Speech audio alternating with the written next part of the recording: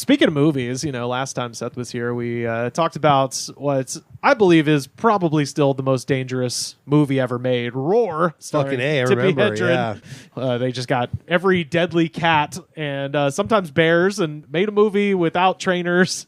And Little Melanie Griffith is in it. she got her face slashed in real life. Terrible stuff. Yeah, fucked up. Shit. Yeah. But since Seth is back and Seth is the movie man extraordinaire. Booty Man the Movie Man. Booty Man the movie man. I won't watch movies about booties, though. I keep it separate. I got to be Two honest. passions. Snack Man's higher on the ladder than you. Yeah, that's right. As far as things True. people like, yeah, that's right. it's the Snack Man. the Well, Snack Booty Man. Head. That's Booty Head and the Snack Man. Booty Head and the Snack that's Man. a cop duo movie. Yeah. Just watch Booty Man and the Snack Head. There's snacks, there's espresso, and there's booty all up in your face. That's right. Well, if there is a contender to Roar's title as the most dangerous movie ever made, it has Twilight to. Zone movie? I think this one. The Twilight Zone, only one person died. Roar, it was just everyone involved got maimed by a large cat, And they kept Oh, making okay. it. They And just there was kept no like, well, maybe. for 10 years Yeah, they made it, yeah, and they everyone went got hard. mauled by tigers. Yeah.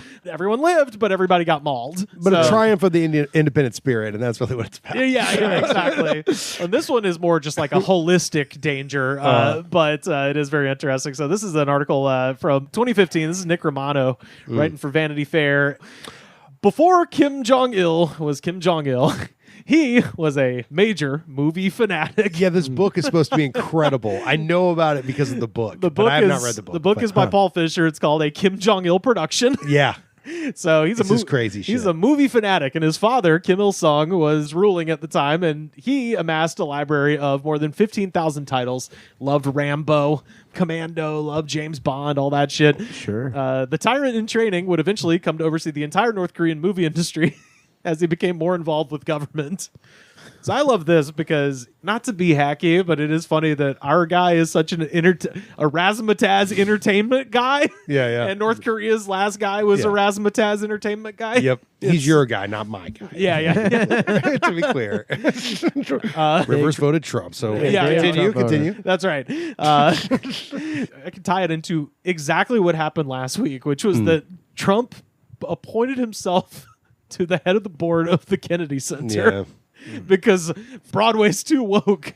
And it's like, you don't have other shit to do, and we know the answer is no. Yes. No. But it was so funny because reading this is like one of the first things he did was made himself the head of the North Korean film studios. Egomaniacs, man. Doesn't I matter. fucking love it. And it's of no consequence. No one gives a shit about the Kennedy Center. No one gives a shit about North Korean cinema. Yeah. It's just a Oh, he's you going know. to defund fucking NPR. Oh, well, that's coming next. But Yeah. with the Kennedy Center, it was like, no, specifically, Yeah. I'm mad that Cats hasn't been on Broadway in 10 years. Yeah. We all love cats. It Wonderful sucks that cats. Paul Simon. People think Paul Simon's relevant. We got to stand up against this shit. So he came to see the medium as a strategic weapon that would elevate his country in the eyes of the world. Unfortunately, he was not impressed with North Korean cinema. And in his eyes, North Korea's movie industry was falling behind the rest of the world. The filmmakers lacked technical skills, the actors weren't improving, and the films were not innovative. And he believed there was only one man that could possibly save that industry. Shin Sang-ok, the hottest director in South Korea. So he's in North Korea. Yeah. South Korea, he's got this director. He's pumping out films. Kim Jong-il, he's ideologically opposed to the South Korean government, but he likes his shit. Art is art. Art is art. So he devises a brilliant plan to lure Shin to North Korea, kidnap his ex-wife, Oh my Choi God. Yun-hee, who herself had been one of South Korea's most sought-after actresses. Insane. So this is, I want to stress, ex-wife. They divorced in 1976 after Choi found out that Shin had fathered 2 children with another woman. Oh my God! And he was going to kidnap his ex-wife. He had a He's secret. like, we're not I don't that- think- we're not really in touch. I'll have to read the full book, but based on everything I was reading, it doesn't seem like Kim Jong-il knows that they're divorced. He was just like, oh yeah, get his wife and then he'll come. And it's like, she don't like him right now. Yeah. So important to keep in mind, like going into this, they're not friends. Yeah. It's like you have a secret family, motherfucker. That's insane. Yeah. So the divorce affected her career prospects, and in January of 1978, she was lured to Hong Kong under the false pretenses of running a performing arts academy.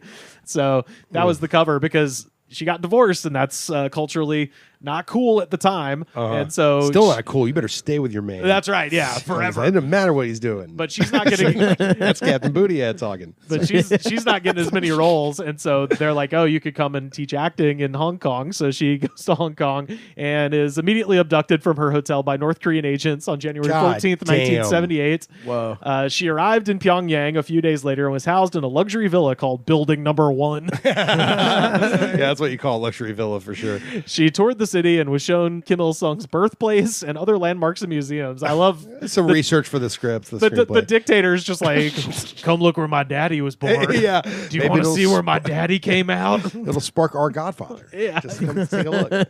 She was later given a private tutor who instructed her on the life and achievements of Kim Il-sung, and Kim Jong-il took her to movies, operas, musicals, and parties. He effectively started dating her. Took her for long walks He on became the beach. infatuated with her. He bought her a new dress.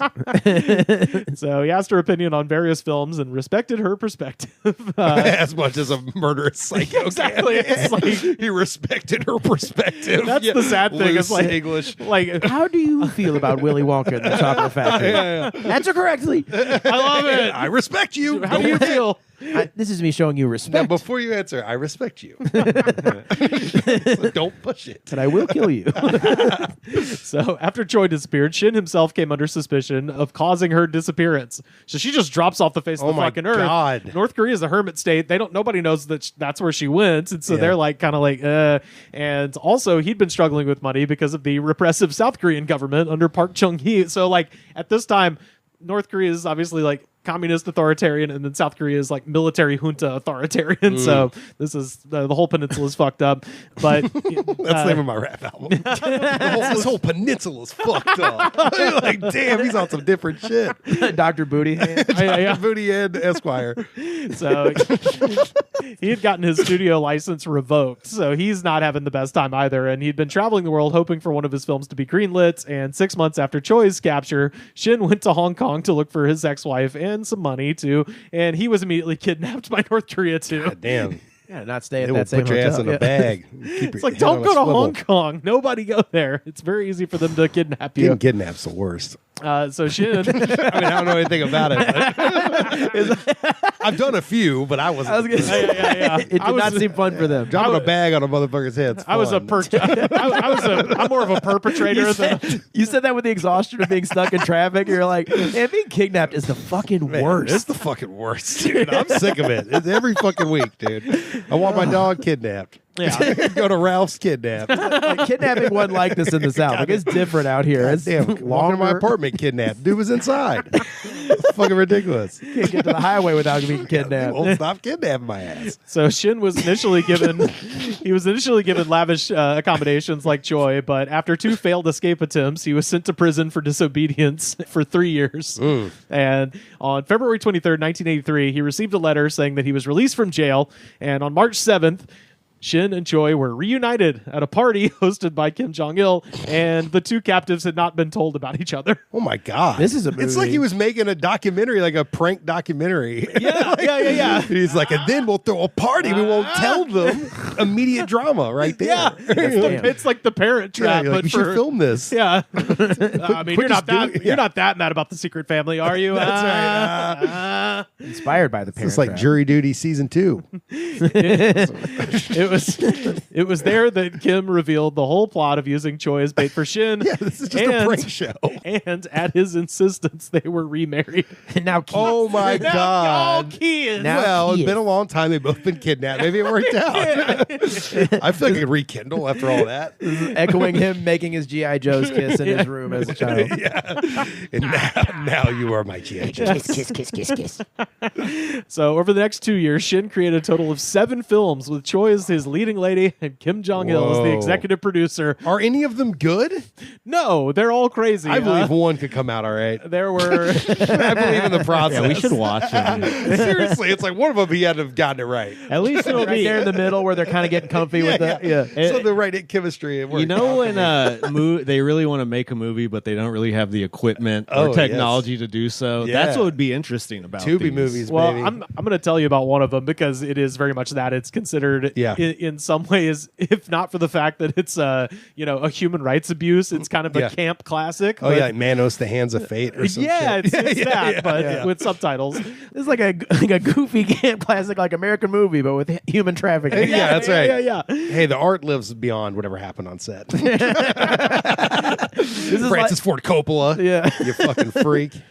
Sure, it was crazy on the set of Gremlins too. but- Yeah. At the end of the day, the product is what matters. So among these films were a couple of musicals based on Korean folktales and an adaptation of a stage play written by Kim Il-sung himself. Nice. Whoa. So Shin's quote, "It was lunacy." Fucking A. That one's probably good. Yeah, if it comes from a play he wrote as well, that was his first one, and it was literally just because of all the scripts he gave him. He thought that he could curry more favor and not be sent back to prison if he adapted his father's writing. Sad. So he's just like, yeah, let's do this one. Yeah. It'll He'll feel so good about himself. He'll sneak out the back door. Yeah. You know what? Get out of here. You know what? You nailed it the first try. Get out of here. We just locked the score. You know what? It's a good movie. You guys go home.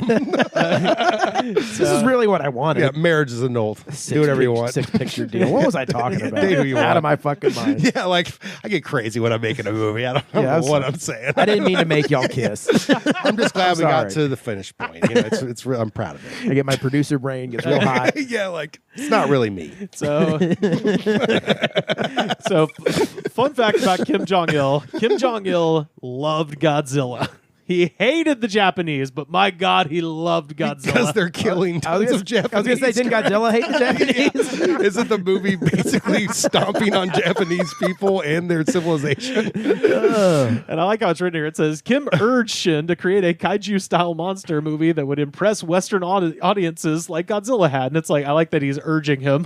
Very strongly. Yeah, urging. It's a suggestion, wherever your This is just inspiration like gets you. movie takes you. studios in America where Yeah. they're just like, make something like the popular Oh, thing. totally. yeah. Yeah. Everything, everywhere, all at once. He's Do it honestly again. got a business Keep doing mindset it. that I respect. He's able to separate the art from the artist. Yeah, A lot of people have trouble doing that. That's true. So to make this happen, Kim Jong-il set aside his hatred of the Japanese and flew in the special effects team of the original Godzilla films, along with Kinpachiro Satsuma, the man inside the Godzilla suit. They Did he consult? Oh, that's horrible. Did he consult Honda, the director? According to Satsuma, he and his crew members thought they had been hired for a film shoot in China when their plane was diverted and landed in North Korea. God, this is the best, like Dr. No, James Bond bullshit. So he kidnapped My God. the crew of the OG Godzilla. That's horrible. Mashiro Honda was like fucking. Wait, what are He you guys was doing? like, thanks for forgetting my fucking name. I will keep living in my house. that Godzilla built. That Godzilla built in the shape of Godzilla. Like that giant dinosaur thing you can walk around. It's like that. That's his house. So Satsuma's quote, he tricked our film crew into going to North Korea and then drowned us all in gifts and luxury to play with rubber monster suits and make a Godzilla ripoff. Oh my God. So Okay. I think he did send them back to Japan. That's incredible because he hated Japanese people so much. I He was guess. like, I won't enslave you Yeah, because I well, can't be around you. That's true. I legit think that might disgust be me. why. So you have to leave. Because so much of the North Korean propaganda is like anti-Japanese. Yeah, yeah. So like he could incorporate Shin and Choi. Take their skills. Because they're Korean. Yeah, oh yeah. But then you got to send back the Japanese Yeah, guys he just after wants their skills. He doesn't want their lineage near his body, his pants, and all his nice things. in his rose garden where he comes up with all his brilliant ideas for movies. Godzilla, but different and just as popular. So the movie is called Pulgasari. Fucking hey, Pulgasari. Yeah. So, Paul Gazzari. He is a movie producer out here. yeah, that's right. Yeah. So look at that dude. So it's like a bull. It's a bull Godzilla. Fucking It's A. Godzilla. It is literally almost exactly like Godzilla, except he has human ears and bull horns. Yes. Oh yeah, human those are ears. human ears and horns. Oh yeah. So he's like the devil Godzilla. It looks so cartoony. How the fuck could that scare the shit out of me? Oh yeah. Well, yeah, it looks dumb. well, so wait to hear the story. I can't wait. So, unlike Godzilla, Pulgasari isn't born of nuclear energy. Instead, an elderly blacksmith in medieval Korea is starving in a prison cell, and he molds Pulgasari out of rice and uses a drop of his daughter's blood from a sewing accident to bring it to life. They phoned in this screenplay. They're like, look, the faster we get out of here. Well, no, it's kind of like a Sleeping Beauty Rumpelstiltskin kind of a thing. Sure. I guess. Okay, now you've plus changed my mind. Godzilla. This is fucking brilliant. Hungry for iron, Pulgasari eventually brings down the villainous emperor, but then threatens the very resources of the farmers who had supported him. He then eats the bleeding daughter and explodes. So that's how it ends? That's how it ends. Yeah. Eat the bleeding daughter and he explode. eats the one who gave him life Ancient and explodes. story. That's from Joseph Campbell. Hero's Journey. Yeah, I was gonna say. You eat the bloody daughter and you explode. Third act's up. That's it. Send them home. They had a good time. So again, Back from Pulgasari too. He gets back together. All those pieces reform. So again, it's funny how this is written again because in this country, fun is mandatory. Pulgasari was a huge hit in North Korea. I'm like, yeah, I bet it fucking was. Yeah, there's a gun behind the heads of every person who watched it. Yeah, Is it possible to view it? it's out there. Yeah, I'm sure he made sure to get out to the masses. Hell yeah. So Kim Jong-Il thought the film was a masterpiece. He said it was a great metaphor for the people's struggle against greed, private wealth, and oppression. He somehow failed to notice that the emperor character is basically him. It's so incredible, man, to be so lost that you're like, it's about your bullshit. I wonder. You are Pulgasari, and we wish you'd blow the fuck up. Yeah. I wonder if Bong Joon-ho thought about this when he made The Host. Perhaps. I'm sure he's aware. So this is like a very famous story in South Korea. Yeah, so if yeah, you're yeah, making yeah. movies in South Korea, you definitely know about Sure. this. Especially monster movies. Oh, yeah, Yeah. definitely. So over the years, Shin and Choi had been allowed to leave North Korea to film on location, but only in other Soviet bloc countries like Czechoslovakia, East Germany, where escape was next to impossible. But after Pulgasari, Kim Jong-il loved it so much, he thought no. the sky's the limit for North Korean cinema. Let's send him to a film festival. They sent Pulgasari to a film festival. They're like an arty fucking. Now this is our offering. Now, So- this is a little different than what you see in these festival programs. Well, And what's this funny is the 70s, so it's going up against like Taxi Driver and this shit. is the 80s. So he sent them to the Vienna Film Festival to both show Pulgasari and to raise funds for his next great idea, which is a historical epic about Genghis Khan. Of course. So they're there to look for money Getting more too. universal. And in 1986, he requested that, again, they went to Vienna, which you'll note, not in the Soviet bloc. And on March 12th, 1986, the couple checked into the Intercontinental Vienna to meet a journalist named Akira Inoki under the pretense of an interview and convinced their North Korean bodyguards to leave the room. Convince them. Yeah. They're like, have you seen the view out there? It's really Yeah. Oh, look at Vienna. Go, boys, the go most Looney Tune shit of all time. I mean, Vienna is a beautiful city. Let us back in. So Choi and Shin then manage to escape the hotel, get into a taxi, and they are chased by the North Korean guards, but they lose them in traffic More and Looney Tunes. sprint into a United States embassy.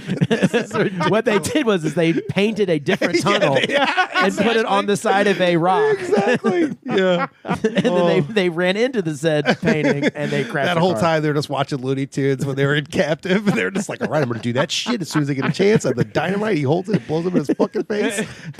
Yeah, we're fucking out of there.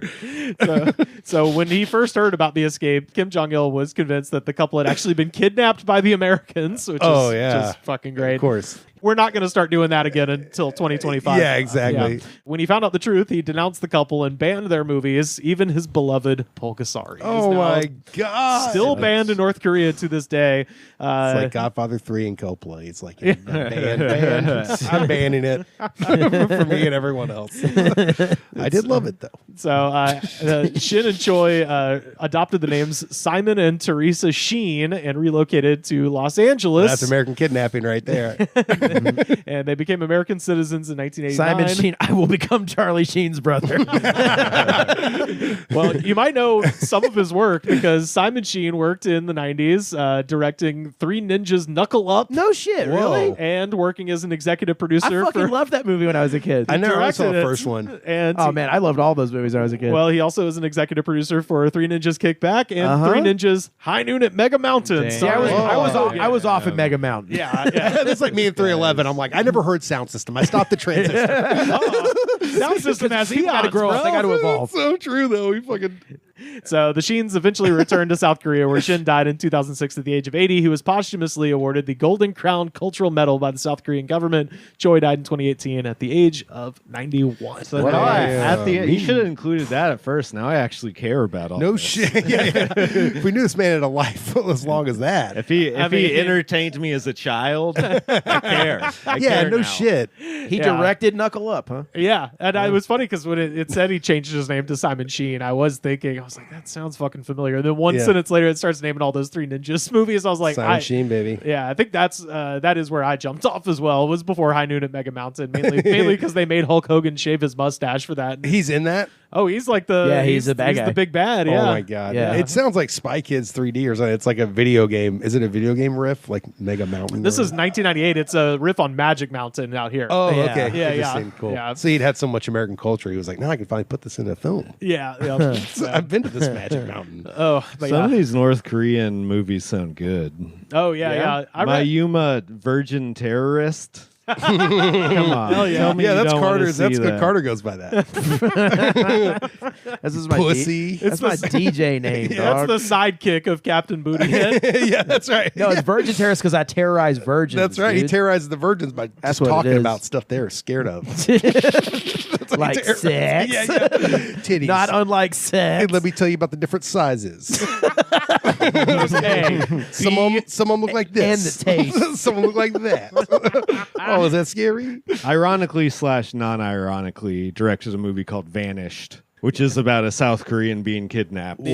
yeah. Wait, because Full of trauma. there is a movie called The Yeah, Vanished. I'm looking up his fucking phone. that was like a Swedish movie. Oh, yeah, that's a great Probably. movie. Vanishing. It's The Vanishing. Yeah, and It's that's an his easy American title. remake with Kiefer Sutherland. It's a title. That's It could right. be a slam dunk for multiple movies. yeah.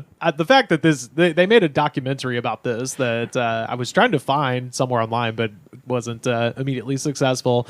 But this is a fucking movie. It's like it was organized by Kim Jong-Il to be a horrifying real life human stage play.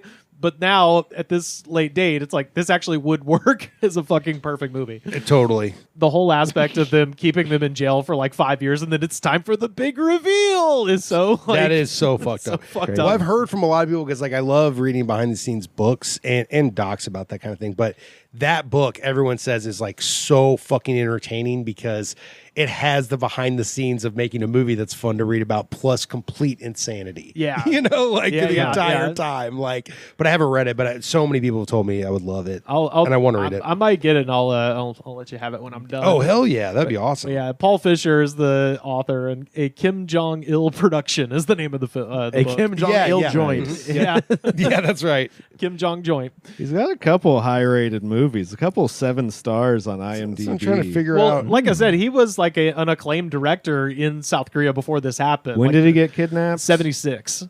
He directed 64 fucking movies. I mean, you have to be Goddamn. somewhat Yeah. competent. I mean, he died in 91. yeah, I mean, my God. long career. But the only real American stuff is Three Ninjas. Yeah, That's wild. he was there to make three Ninjas movies. God and then damn, that's so what? And he back lived to be to South Korea. 91 years old or some shit. went back to South Korea So after that. you mean to say he got to work with the one Rob Schneider? He's like, don't do the Asian voice. Don't Yeah. fucking do it. I know you're talented. Just cut it out.